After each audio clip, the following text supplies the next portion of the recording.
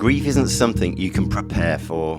It looks different for everyone. As a carer, it might be constant or it could hit you out of nowhere.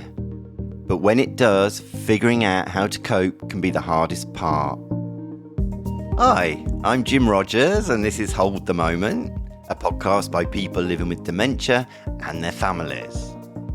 You've probably just listened to our episode on grief, where you heard Jenny talk about the waves of emotion that crash at many points of your experience with dementia. If you haven't listened to that yet, pause this and go and have a listen. But this episode features expert advice and tips from the National Dementia Helpline.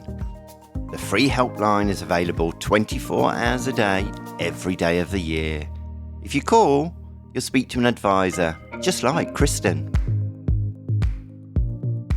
As a carer, you may find yourself feeling all sorts of feelings.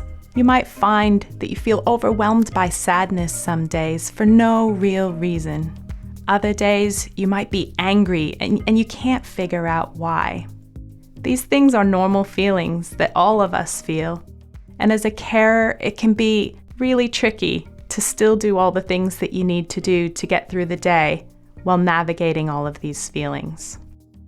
Sometimes just describing how you're feeling and how things are going can help things feel just a little more manageable. When you give us a call and you're describing some of the things that you're feeling, you might be surprised if the advisor brings up the word grief. You might be thinking, but my loved one's alive. I see them every day. I care for them every day. But something to think about is that grief is about loss. And there's all kinds of different ways that we experience loss. When you find out that your loved one has a diagnosis of dementia, sometimes that changes the way that the future's going to look for you and your loved one.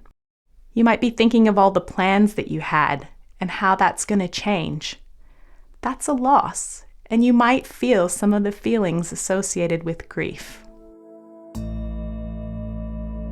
Even after your loved one who was living with dementia has died, the helpline is still a place that you can call for support, to talk things through, and to navigate how you're going to be in the world now that your loved one has gone. One of the things that you might find is that you're looking for something to do to feel a little better.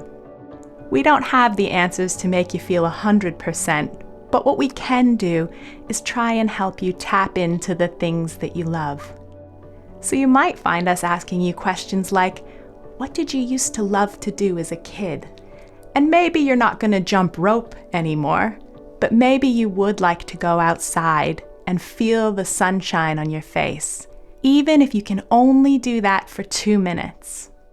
Or maybe what you really love to do is jump in the shower and blast it hot, and maybe even stay in a little longer than the 3 minutes that you're meant to.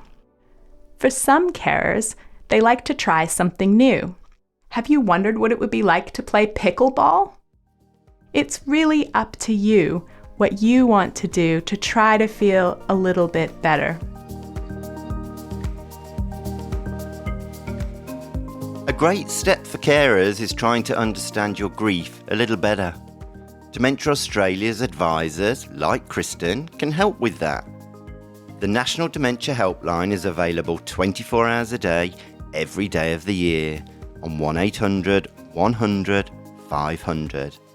And if you're looking for more episodes to listen to, you can find them on Dementia Australia's website.